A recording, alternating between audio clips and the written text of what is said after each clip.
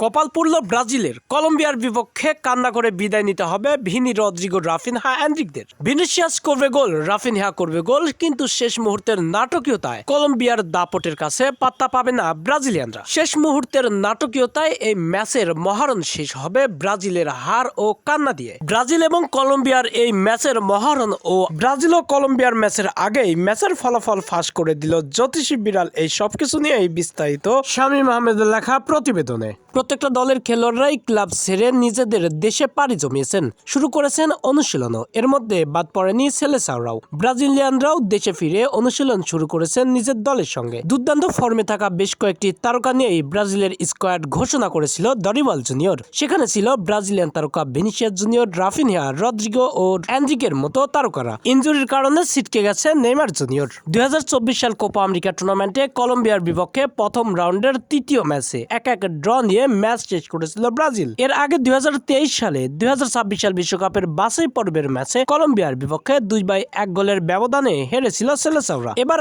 আবারও কপাল পোড়ালো জ্যোতিষী বিড়াল ব্রাজিলের। কান্না করে বিদায় নিবে সেলেসাওরা এবং কোচ দরিবাল জুনিয়রের মাথায় পড়বে অনেক বড় ধরনের বাড়ি। শেষ পর্যন্ত একটা ফাঁকা মাঠে ব্রাজিল ও কলম্বিয়ার পতাকাটার সামনে দুইটি পাত্রে খাবার রেখে দিয়ে একটি বিড়ালকে ছেড়ে দেওয়া হয়। সেই বিড়াল কিছুক্ষণ ব্রাজিলের পতাকার সামনে ঘোরাঘুরি করার পরেও কলম্বিয়ার পতাকার সামনে থাকা খাবারটি মুখে তুলে নিল। এতে করে জ্যোতিষী বিড়ালের জ্যোতিষীগিরিতে বোঝা যাচ্ছে ব্রাজিলিয়ানরা কান্না করে বিদায় নেবে এবং মাঠ ছাড়বে কলম্বিয়ার বিপক্ষে হেরে। তিনি বললেন, ভিনিসিয়াস জুনিয়র ও রাফিনহা মিলে করবেন জোড়া গোল, কিন্তু কলম্বিয়ার দাপটের কাছে, তাদের তারকাদের দুর্দান্ত পারফর্মের কাছে হেরে যাবে ব্রাজিলিয়ানরা।